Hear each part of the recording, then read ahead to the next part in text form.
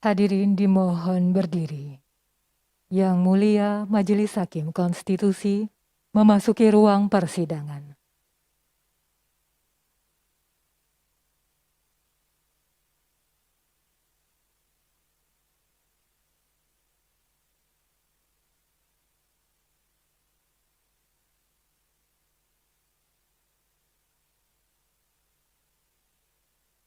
Hadirin disilakan duduk kembali.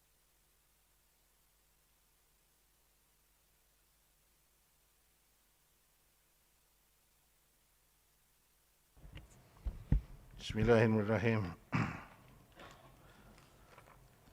Kita mulai. Pemohon atau prinsipalnya atau kuasanya. Sidang dalam perkara nomor 74 garis miring PUU 18 Romawi tahun 2020 dengan ini dibuka dan terbuka untuk umum. Ya. Pemohon siapa yang hadir? Silahkan memperkenalkan diri. Siapa yang akan Silakan. Terima kasih Yang Mulia. Assalamualaikum warahmatullahi wabarakatuh. Waalaikumsalam. Salam sejahtera buat kita semua. Ya. Om Swastiastu dan Namo Buddhaya. Yang Mulia Ketua Majelis Hakim Bapak Arif Hidayat dan juga Yang Mulia Pak Suhartoyo dan Pak Daniel. Izinkan kami memperkenalkan diri sebelum acara persidangan ini dimulai. Pada hari ini kami hadir menghadap pada Yang Mulia untuk menyampaikan uraian persidangan di acara pendahuluan ini. Para pihak dari kami lengkap. Prinsipal ada Bapak Dr. Rizal Ramli, kemudian ada Bapak Insinyur Abdul Rahim Kresno. Ya. Sedangkan para kuasa hukum kami lengkap, Pak.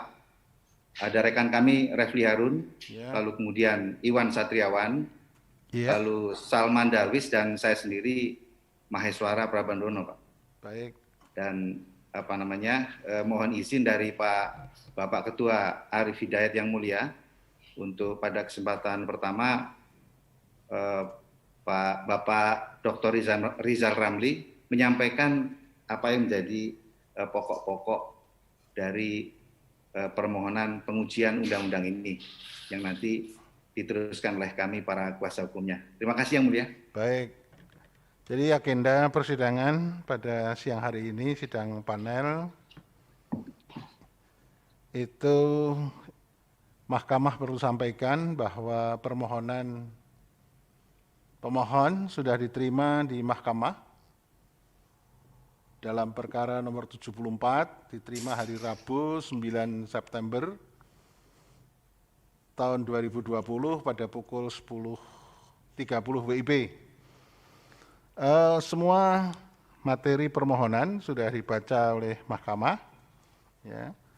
Kita bertiga sudah membaca, mencermati, dan oleh karena itu kita nanti akan memberikan saran, masukan yang berkenaan dengan permohonan ini, apa yang perlu disempurnakan sesuai dengan kewajiban dari sidang panel ini pada sidang penerimaan perkara atau permohonan pendahuluan.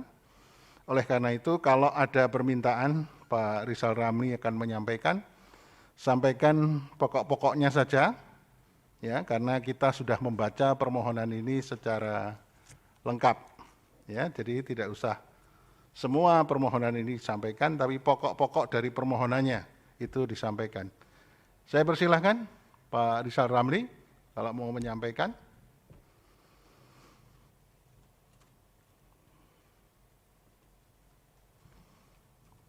Silakan Pak Rizal Ramli. Suaranya belum terdengar.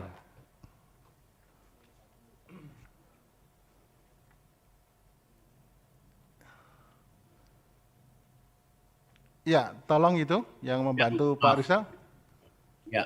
Silakan Pak Rizal Ramli. Ketua Mahkamah Konstitusi, Pak Arif Hidayat, Hakim Pak Suhartoyo, dan Pak Daniel, kami memang mengajukan judicial review kepada Mahkamah Konstitusi karena kalau boleh sedikit, saya sejak muda waktu mahasiswa di ITB memang berjuang agar supaya Indonesia menjadi negara demokratis dan bebas KKN.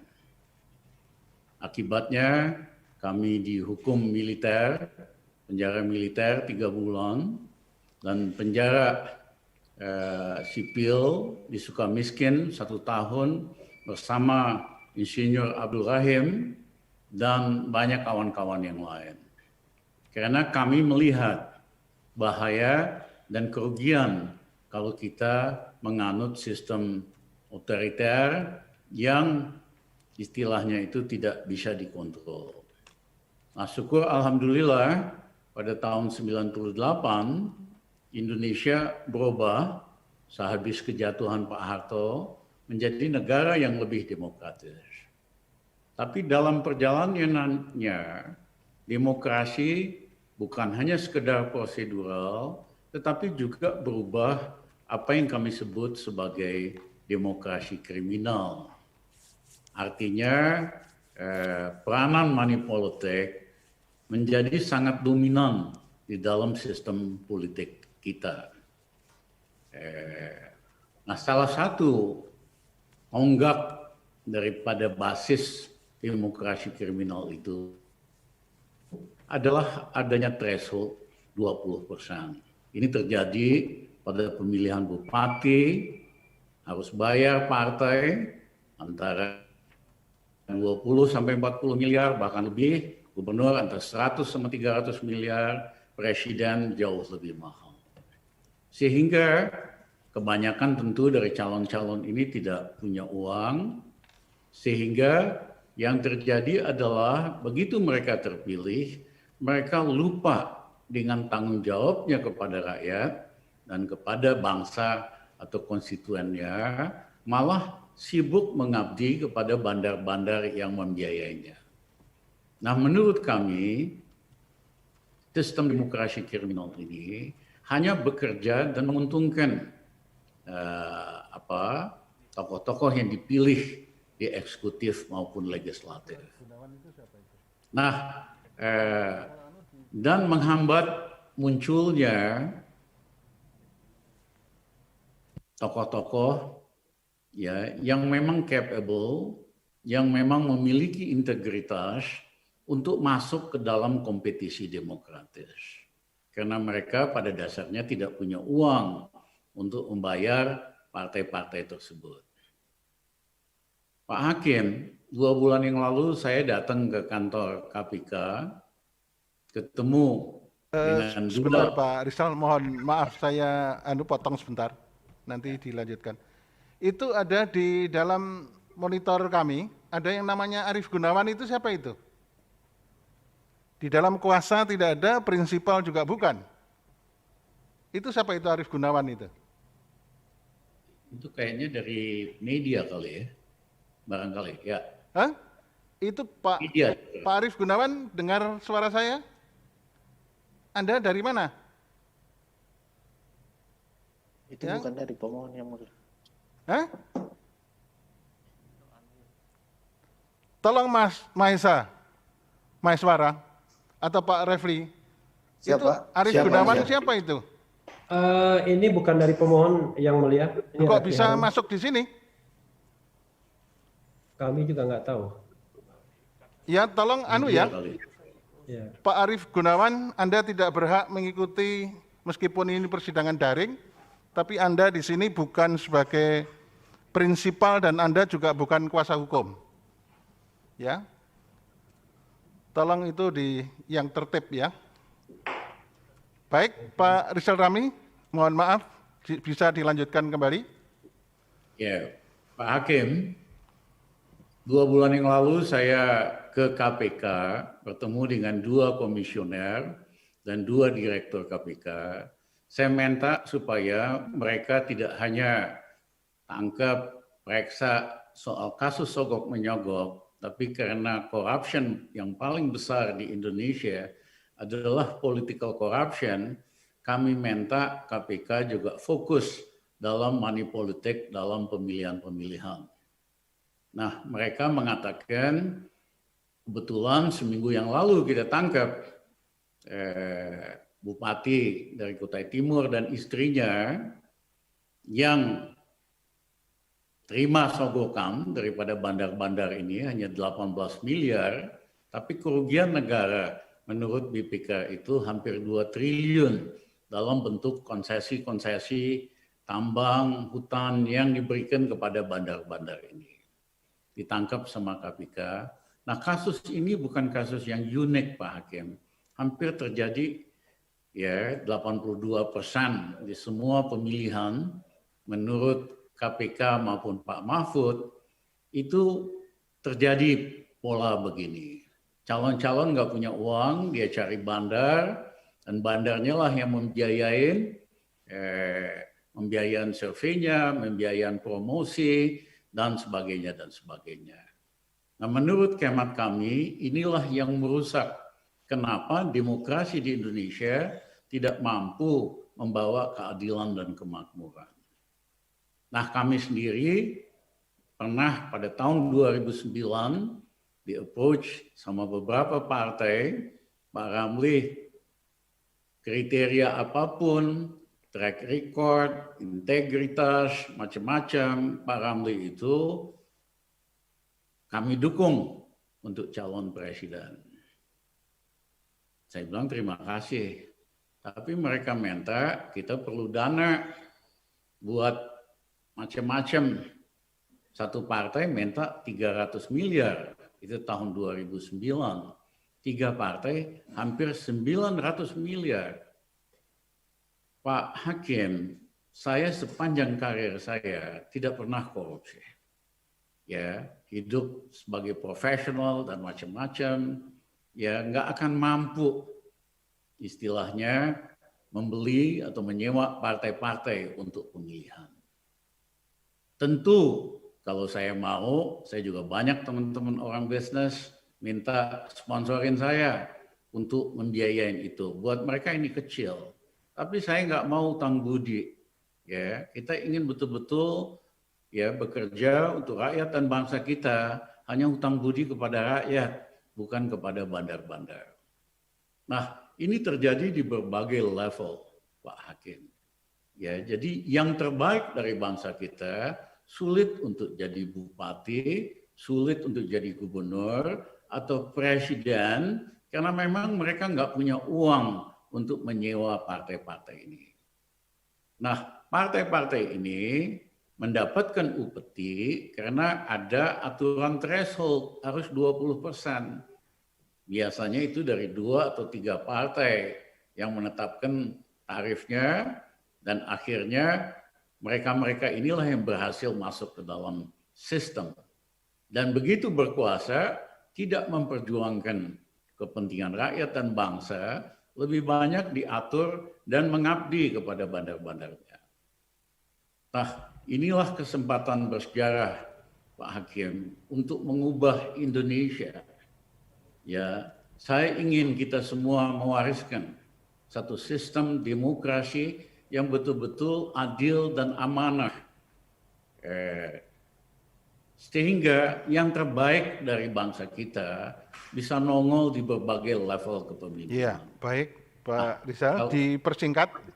Ya, kalau itu yang terjadi, saya yakin betul bahwa demokrasi yang amanah, bukan yang kriminal, kita ubah jadi yang amanah dan good governance, itu akan membawa kemakmuran buat bangsa kita.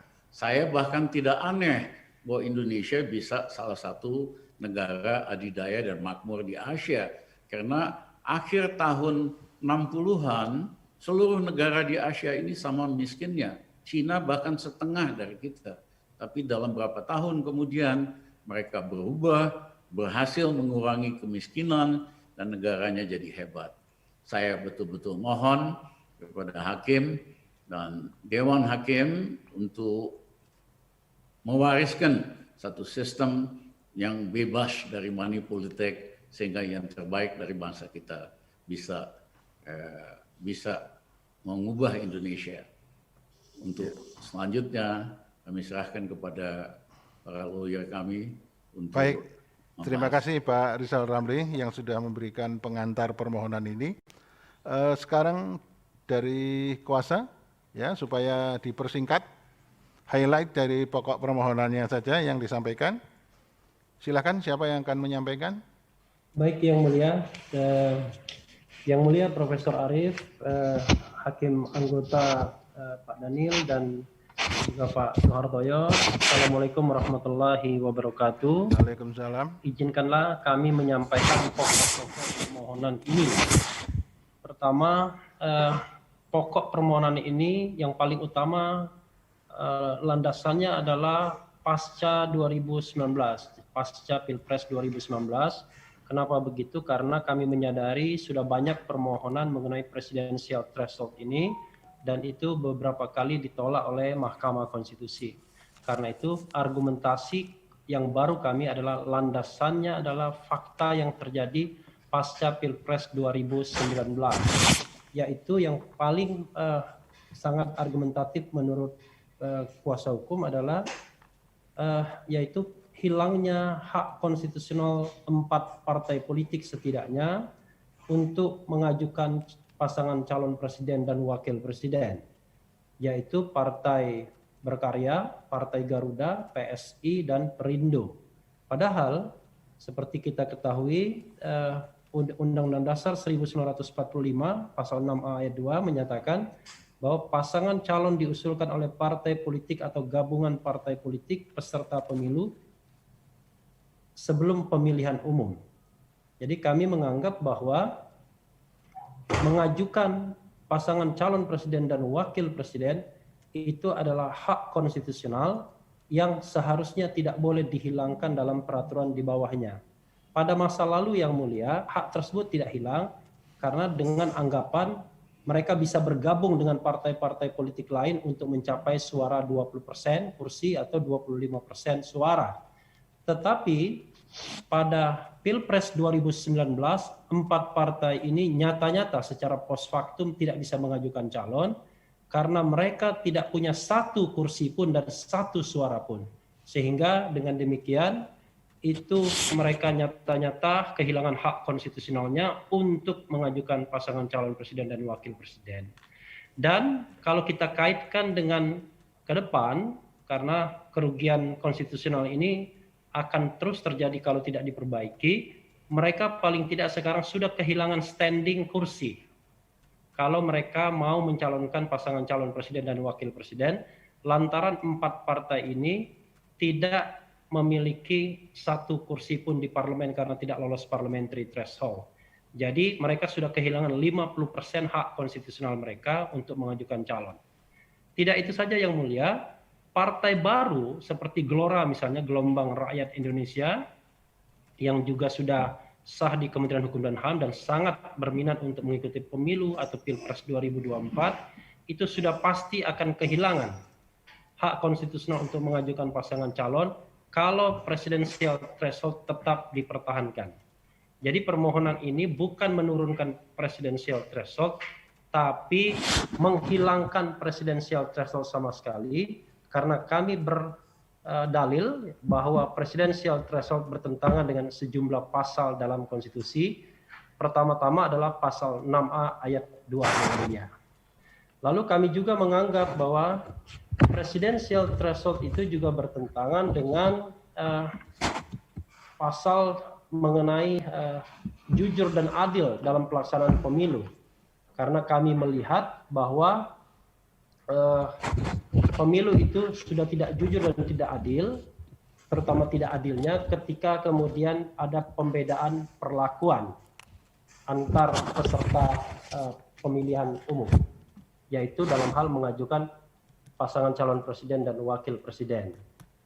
Kami juga melihat bahwa ini juga potensial bertentangan dengan pasal 28J yang mulia tentang pembatasan hak asasi manusia. Memang kita ketahui bahwa semua hak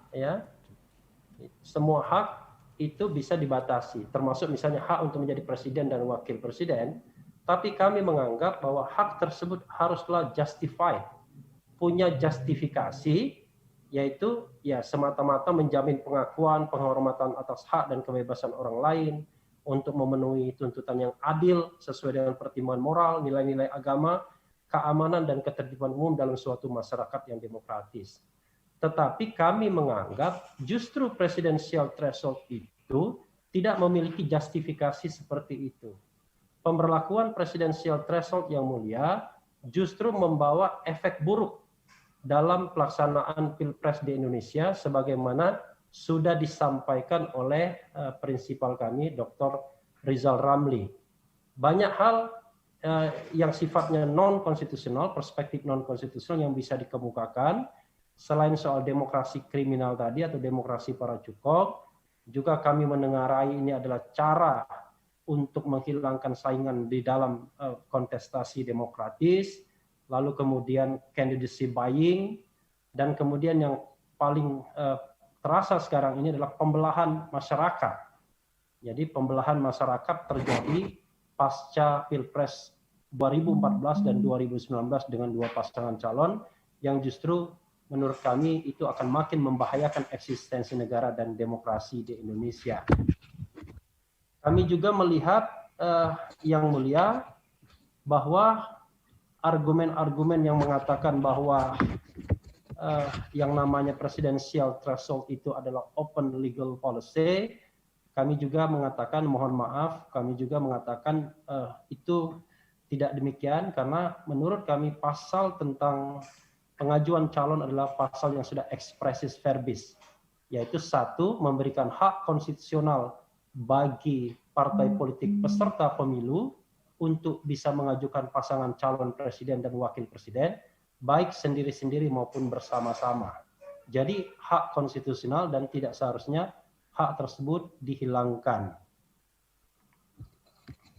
Lalu kemudian kami juga melihat bahwa selain alasan-alasan konstitusional yang kami sebutkan, kami juga melihat misalnya pemberlakuan presidensial threshold ini termasuk yang tidak lazim dipraktekkan negara-negara lain, walaupun kita tahu bahwa tidak harus kita mengikuti negara-negara lain, tapi paling tidak perbandingan itu menjadi penting. Kami menyertakan misalnya beberapa negara di sini, Amerika Serikat, Peru, Brazil, Meksiko, Kirgistan, dan lain sebagainya. Mungkin daftarnya bisa dibuat lebih panjang lagi. Lalu kemudian yang terakhir yang mulia, kami juga menyadari bahwa yang namanya presidensial threshold ini sudah berkali-kali ditolak oleh Mahkamah Konstitusi karena antara lain Mahkamah Konstitusi mengatakan ini adalah open legal policy dan kemudian presidensial threshold dianggap memperkuat sistem pemerintahan presidensil. Kami mengatakan, mohon maaf dengan amat sangat kami mengatakan bahwa kami tidak sepakat bahwa itu open legal policy karena kami mengatakan bahwa ketentuan pasal itu adalah clause, ya, jadi bukan open clause legal policy. Dan kemudian juga kalau dikatakan memperkuat sistem pemerintahan presidensil, kami mengatakan bahwa itu adalah hipotetis yang seharusnya tidak boleh mengalahkan hak konstitusional yang secara jelas expressis verbis diberikan kepada peserta pemilihan umum.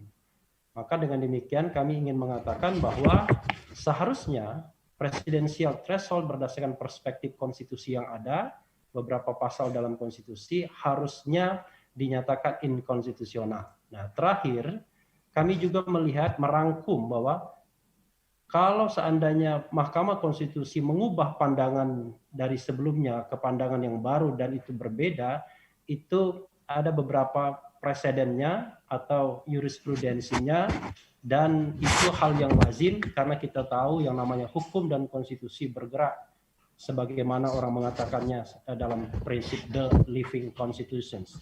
Apa yang konstitusional kemarin mungkin saja inkonstitusional hari ini, sebaliknya apa yang inkonstitusional kemarin mungkin juga konstitusional hari ini. Itu yang mulia argumentasi yang dapat kami sampaikan. Terima kasih. Wabillahi taufiq wal hidayah. Yang terakhir Pak Refli, tolong dibacakan petitum permintaan Anda. Ya. Petitum permohonan kami sebagai berikut. Tolong Satu, silakan. mengabulkan permohonan para pemohon untuk seluruhnya. Dua, menyatakan pasal 222 Undang-Undang Nomor 7 Tahun 2017 tentang pemilihan umum Lembaran Negara Republik Indonesia tahun 2017 nomor 182, tambahan Lembaran Negara Republik Indonesia nomor 6109 bertentangan dengan Undang-Undang Dasar Negara Republik Indonesia tahun 1945 dan tidak memiliki kekuatan hukum mengikat. Tiga, memerintahkan pemuatan putusan ini dalam Berita Negara Republik Indonesia, atau jika Majelis Hakim Konstitusi Republik Indonesia mempunyai keputusan lain, mohon putusan yang seadil-adilnya ex aequo et bono. Hormat kami, kuasa hukum para pemohon, Refli Harun, Iwan Satriawan, Maheswara Prabandono, dan Muhammad Salman Darwis. Terima kasih Yang Mulia. Baik, Pak Refli, terima kasih. Terima kasih Pak Rizal Ramli, Pak Abdul Rohim Krisno, dan para kuasa hukum yang sudah menyampaikan permohonan ini. Agenda yang kedua, sesuai dengan Undang-Undang dan PMK, Peraturan Mahkamah Konstitusi, maka majelis panel akan memberikan nasihat ya untuk perbaikannya permohonan ini. Saya persilahkan Pak Suhartoyo dulu atau Pak Daniel? Pak Suhartoyo ya. Silakan Pak Suhartoyo, saya persilakan.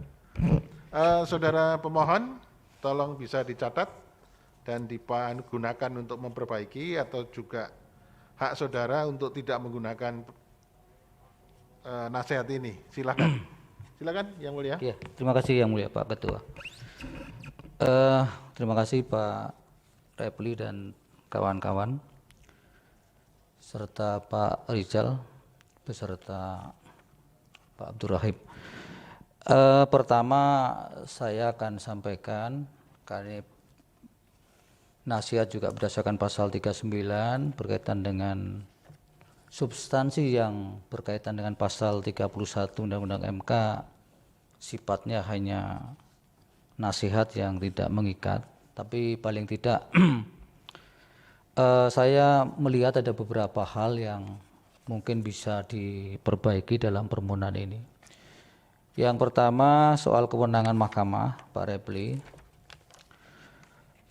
Kewenangan mahkamah ada 1, 2, 3, 4 yang dijadikan acuan untuk menegaskan bahwa mahkamah mempunyai kewenangan menguji undang-undang. Tapi lupa undang-undang apa yang diuji tidak dicantumkan. Untuk itu mohon dilengkapi, pasal dan undang-undangnya malah tidak dicantumkan, nanti bisa error en objekto nanti kalau tidak ada objek yang diuji di sini. Kemudian yang kedua, kedudukan hukum, mungkin Pak Refli, ini kan Pak Refli, Pak Iwan, Pak Maheswara dan Pak Salman Darwis ini kan semua sudah biasa berada di MK, jadi saya langsung pada substansi saja. Bukan pada substansi, pada hal-hal yang sifatnya prosedural saja. Karena kalau substansi kita bisa diskusi panjang dan bisa tidak ketemu kalau nasihat kami nanti kemudian harus dipaksakan untuk. Pertama mengenai legal standing Pak Refli dan kawan-kawan, bahwa ada 2 syarat untuk menegaskan seseorang punya legal standing di Mahkamah Konstitusi. Yang pertama berdasarkan pasal 51 itu adalah subjek hukum. Kemudian berdasarkan putusan Mahkamah Konstitusi nomor 06 PU 3 2005 dan 11 PU 5 2007, subjek hukum yang ada di pasal 51 tersebut harus mempunyai hak-hak konstitusional yang dianggap dirugikan dengan berlakunya sebuah norma daripada undang-undang dalam konteks pengujian material ini. Karena hari ini kan Pak Refli dan kawan-kawan menguji pengujian material pasal 222. Saya kembali ke yang awal bahwa subjek hukum yang dimaksud pada pasal 51 tadi itu sifatnya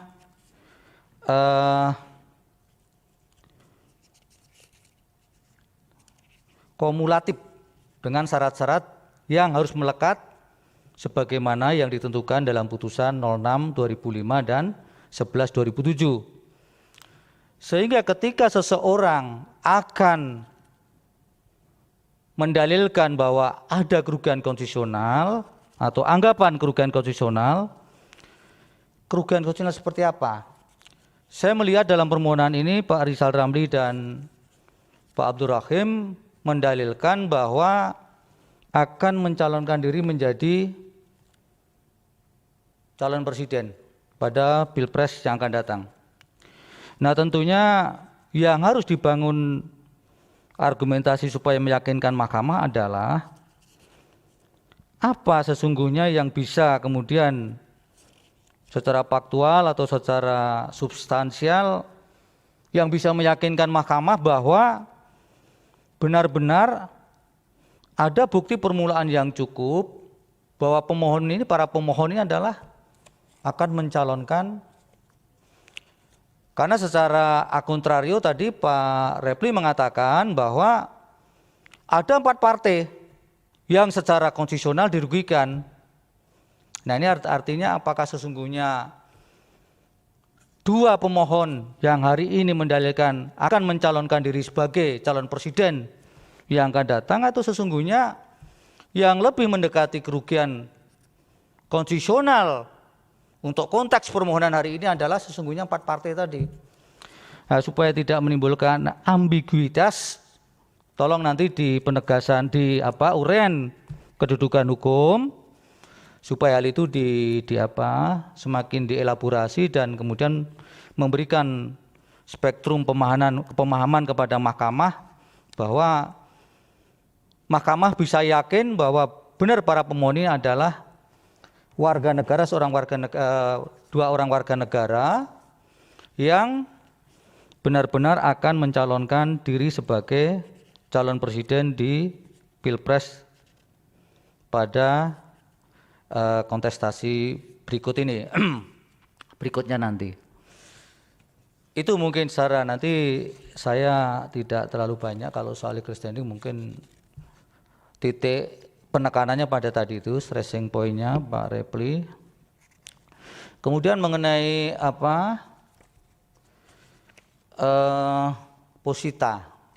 petitum posita. Jadi berkaitan dengan posita ini kan kemudian menjadi wilayah yang sangat private bagi pemohon. Artinya bahwa soal dalil kekinian, kemudian relevansinya dengan putusan 53 2017 yang di-challenge hari ini, itu sepenuhnya menjadi pandangan-pandangan para pemohon tentunya. Tapi paling tidak tolong diberi pandangan baru kepada mahkamah. Barangkali ini juga pandangan-pandangan ini pada permohonan yang dulu sudah pernah disampaikan Pak Repli. Sehingga kemudian pandangan-pandangan yang hari ini disampaikan tidak kehilangan relevansi ketika kemudian dijadikan dalil argumentasi pada hari ini.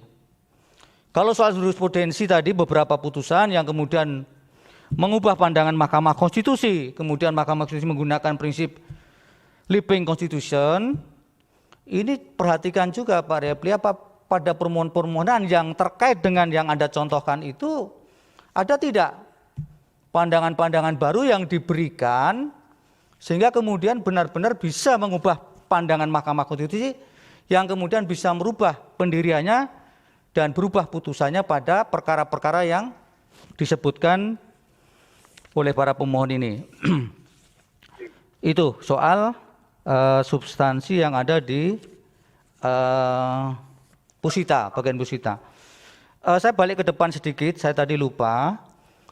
Tolong cermati juga kuasa hukum, para pemohon, berkaitan dengan pasal 60. Baik didasarkan pada ketentuan pasal 60 Undang-Undang MK maupun PMK, pasal 42 PMK 06 2005. baik berdasar baik keterkaitannya dengan dasar pengujian maupun materi muatan yang pernah diajukan atau pernah diajukan permohonan yang kemudian bisa beririsan dengan bahasa generalnya nebis and idem itu. Tolong itu dicermati nanti Pak Repli dan Bapak-bapak kuasa hukum yang lain supaya ini bisa terhindarkan dari ketentuan pasal 60 sehingga mahkamah bisa memeriksa perkara ini kembali, bukan memeriksa ini kembali, bisa memeriksa perkara ini lebih lanjut. Karena perkara ini kan baru diajukan sekali hari ini. Mungkin itu saja, kalau petitum saya kira sudah represis verbis seperti itu kalau memang itu yang dimaui. Mungkin nanti kalau ada yang lain Pak Ketua saya akan sampaikan lagi. Mungkin terima kasih. Itu saja dulu. Baik, Yang Mulia Pak Suhartoyo, terima kasih. Sekarang berikutnya Yang Mulia Pak Daniel, silakan. Baik, terima kasih Yang Mulia Pak Ketua. Pemohon juga prinsipal, apa yang sudah disampaikan tadi oleh Yang Mulia Pak Suhartoyo, saya tidak akan mengulangi lagi, hanya ada beberapa catatan saja. Yang pertama terkait dengan permohonan pasal ini, 222 ini dalam catatan di Mahkamah Konstitusi, itu sudah 13 permohonan. Nah, hari ini berarti yang ke-14. Saya kira kuasanya pasti sudah mempelajari sejumlah permohonan yang sudah masuk dan diputuskan oleh mahkamah. Kemudian yang kedua, ini di dalam permohonan, di dalam halaman 4, terkait dengan dasar pengujian itu tertulis pasal 62 ayat 2 ya. Itu seharusnya pasal 60 ayat 2. Tadi saya kira sudah diingatkan oleh Yang Mulia Pak Suhartoyo supaya permohonan ini tidak nebis in idem. Nanti coba dicermati. Kemudian terkait dengan pasal 6A ayat 2 ya, ataupun pasal 6 ayat 2 dalam kaitan dengan permohonan ini, mungkin bisa nanti diperkuat terkait dengan original intentnya ya. Coba diperkuat lagi untuk bisa meyakinkan mahkamah paling tidak bisa merubah pendiriannya, karena di dalam Undang-Undang Dasar ya, pasal 6 itu 6A ayat 5 bahwa tata cara pelaksanaan pemilihan presiden dan wakil presiden lebih lanjut diatur dalam undang-undang. Tetapi ayat 5 itu satu kesatuan dengan ayat-ayat sebelumnya. Jadi supaya dilihat original intentnya, terutama pasal 6A ayat 2, supaya bisa meyakinkan mahkamah terkait keinginan pemohon untuk mahkamah bisa merubah pendiriannya. Kemudian dalam permohonan ini juga saya lihat bagus sekali, karena sudah mengambil contoh beberapa negara yang menganut sistem presidensial.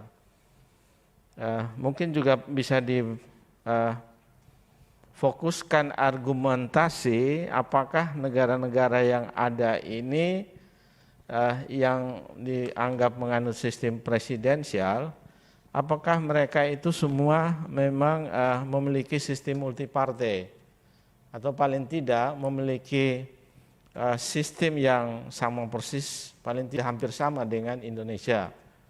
Karena ada negara jangan-jangan misalnya hanya duiparti, walaupun sistem presidensial.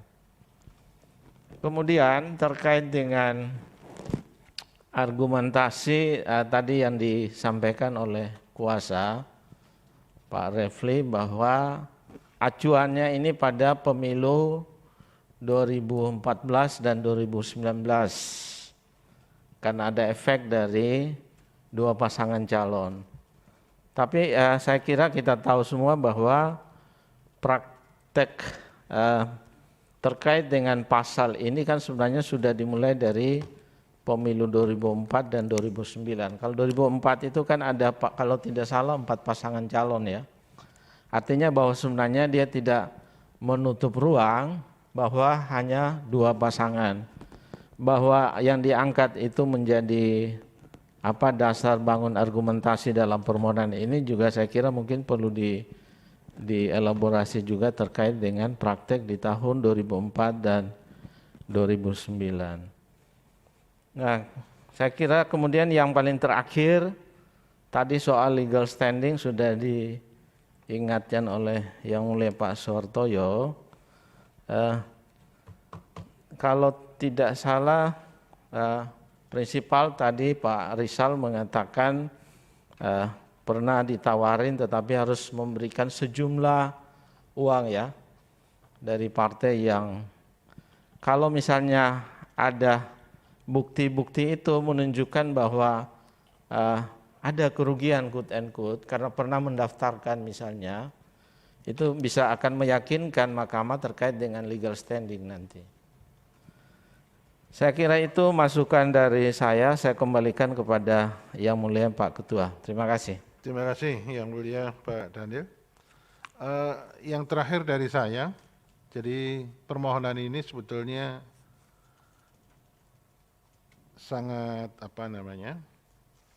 sangat baik yang sudah bisa disampaikan, tapi memang ada beberapa kelemahan yang harus kita perbaiki. Saya sangat setuju dengan apa yang sudah disampaikan oleh Yang Mulia Pak Suhartoyo dan Yang Mulia Pak Daniel. Saya menekankan kembali, jadi ada beberapa hal yang harus diperbaiki.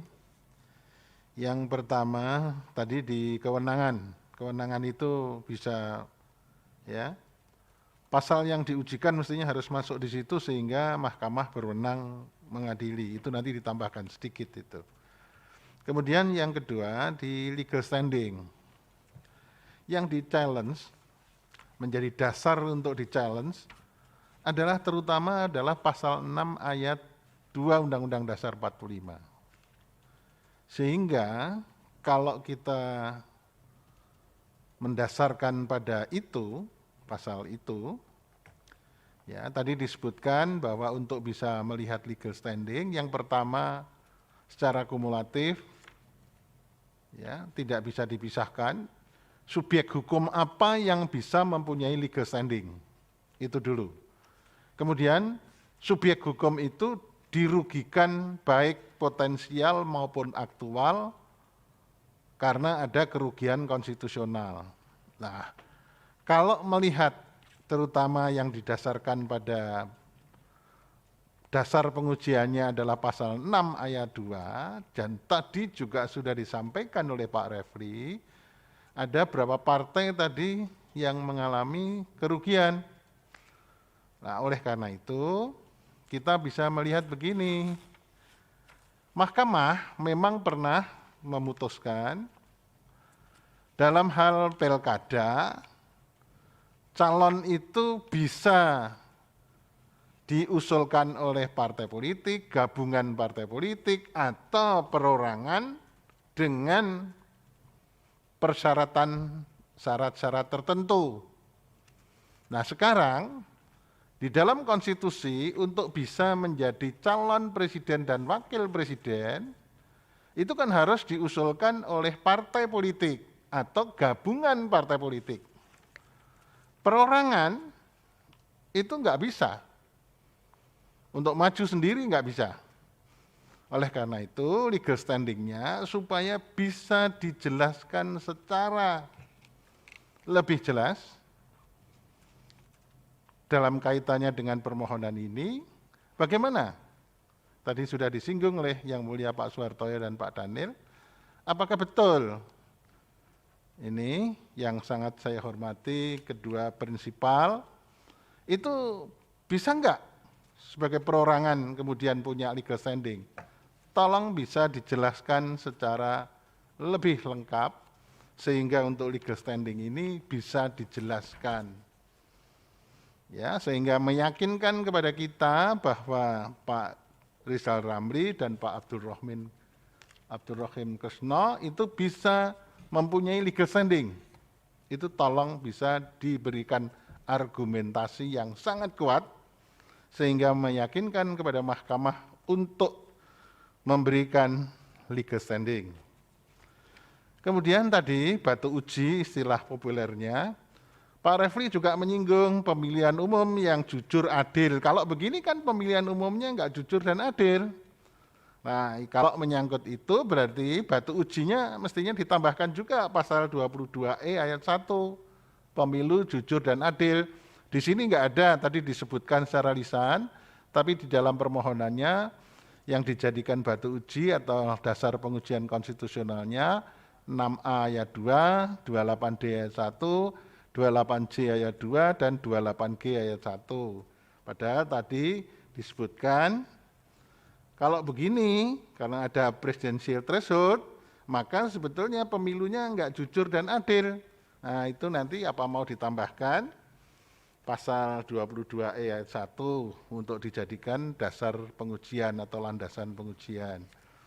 Kemudian kalau posita, itu tidak bisa kita lebih jauh untuk menjelaskan. Secara prinsip saya menambahkan begini. Kebetulan di sini ada Pak Iwan Satriawan jadi penasihat hukum atau kuasa hukum. Pada waktu permohonannya Pak Refli yang mengenai syarat mengundurkan diri anggota DPR dalam permohonan itu kan Pak Iwan jadi ahli. Dalam sidang pleno Pak Iwan ahli itu kan kita majelis hakim menanyakan, kalau mahkamah mau merubah putusan yang lalu atau mengubah putusan yang lalu, tolong ditunjukkan ya, kondisi, situasi, kosmologi kekinian, apa yang bisa menyebabkan mahkamah mengubah pendiriannya. Tadi Pak Refli sudah menyebutkan, dulu putusan kita mengatakan open legal policy. Putusan yang terakhir malah kemudian mengatakan itu konstitusional. Nah sekarang permohonan Anda kan intinya mengatakan ini inkonstitusional. Ya, jadi Anda mengatakan bahwa itu bisa terjadi, ada perubahan itu karena prinsip the living constitution. Tapi the living constitution yang menyebabkan mahkamah berubah pendiriannya atau mengubah pendiriannya, ini adalah didasarkan kepada kondisi, situasi, kosmologi yang baru, yang kekinian, yang bisa mengubah pendirian Mahkamah Konstitusi. Itu harus dijelaskan di dalam positanya. Kondisi itu bisa dilihat dari aspek filosofis, menurut saya, bisa dilihat dari aspek sosiologis, dan bisa dilihat dari aspek konstitusional normatif. Coba diuraikan itu. Sehingga mahkamah itu betul-betul teryakini itu ada kondisi, situasi, dan kosmologi yang baru yang harus kita mengubah pendirian itu. Itu yang harus dilakukan. Terus pesan saya yang terakhir, supaya permohonan ini bisa lolos dari lubang jarum nebis in idem, tolong saudara mempelajari putusan-putusan yang pernah ada, karena memang mahkamah dalam putusannya pernah menyampaikan, kalau ada alasan yang berbeda, dasar hukum yang berbeda, itu bisa saja mahkamah berpendirian bahwa ini lolos dari pasal 60, sehingga lolos dari satu keadaan yang disebut nebis in idem. Nah itulah yang harus Anda jelaskan. Sehingga kita semua di sini nanti kita bertiga akan melaporkan kepada Majelis Mahkamah Konstitusi lengkap dalam rapat putusan hakim, ya, sehingga 9 hakim akan teryakini bahwa ini ada hal-hal yang muncul baru di dalam permohonan ini, sehingga kita bisa melihat, mendiskusikan, dan kemudian memeriksa, akhirnya memutus sesuai dengan keinginan permohonan ini. Itu yang bisa saya sampaikan. Untuk berikutnya saya persilahkan Pak Refli atau siapa yang akan menyampaikan, atau ada yang perlu disampaikan, atau sudah cukup? Ya cukup ya mulia. Terima kasih banyak atas nasihat, saran-sarannya. Insya Allah kami akan perbaiki ini sesuai dengan masukan dan saran dari ketiga yang mulia.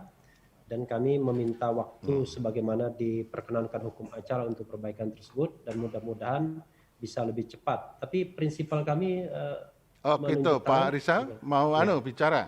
Ya, silakan Pak Rizal dalam waktu yang pendek. Silakan. 1-2 menit.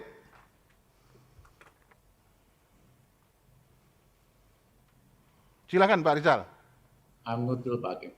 Pak Hakim, saya bukan ahli hukum, nggak ngerti banyak tentang hukum. Tapi saya mau cerita satu kejadian sebelum Pak Lee Kuan Yew terakhir kali datang ke Indonesia berapa tahun yang lalu.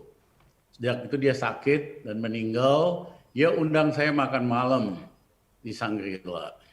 Dia tanya sama saya pertanyaan yang saya kaget. Dia tanya, Dr. Ramli, sistem pemilihan Indonesia apa? Saya bilang presidential. Dia bilang enggak. Kamu milih anggota DPR dulu, habis itu baru pilih presiden. Sama kita parlementer. Pokoknya dia bantahlah karena dia ahli tata negara bahwa sistem kita ini tidak presidential. Nasihat dia, kalau Indonesia mau presidential, bisa pilih model Amerika atau model Prancis. Saya nggak sadar nasihatnya itu, saya baru sadar ketika terjadi pemilihan presiden terakhir di Prancis. Ada 2 partai besar, satu di kiri, satu di kanan, dua-duanya melupakan rakyat, dan nongollah calon presiden baru, namanya Macron. Dia bikin partai baru dengan anggota Facebook doang, 300.000. Ya, akhirnya dia menang. Baru 3 bulan kemudian di Prancis dilakukan pemilihan anggota DPR, dan kebanyakan anggota orang-orang hebat, pinter, gabung sama partai guremnya Macron, akhirnya menang 65% di DPR, sehingga dia tidak perlu dagang sapi dengan partai ini, partai itu. Nah, sistem kita, Pak Hakim sadar betul ini presidential, tapi dalam kenyataannya, dalam penunjukan menteri, dalam penunjukan macam-macam, selalu dagang sapi dengan partai-partai. Ini bukan presidential. Mohon maaf Pak Hakim, ini parliamentarian.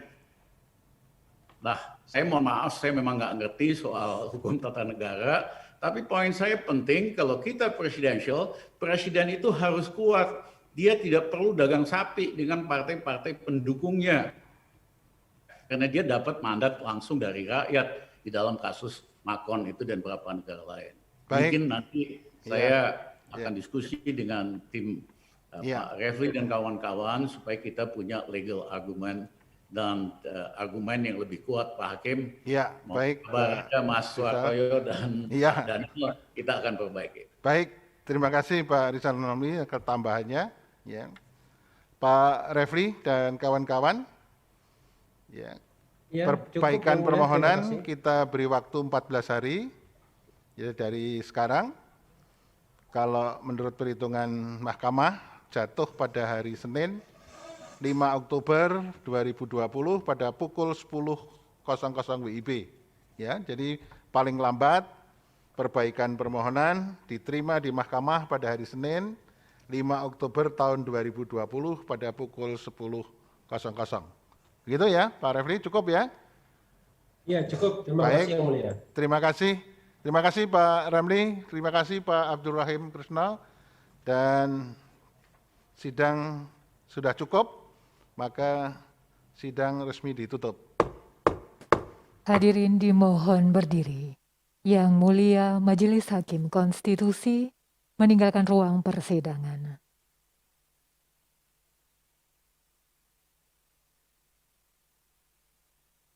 Hadirin disilakan duduk kembali. Hadirin yang kami hormati, demikianlah persidangan untuk perkara nomor 74 garis zooming miring sebentar ya. PUU garis datar Kamu jadi host ya. 2020 telah selesai. Terima kasih, selamat siang. Terima kasih. Bang Rizal, kita zooming sebentar.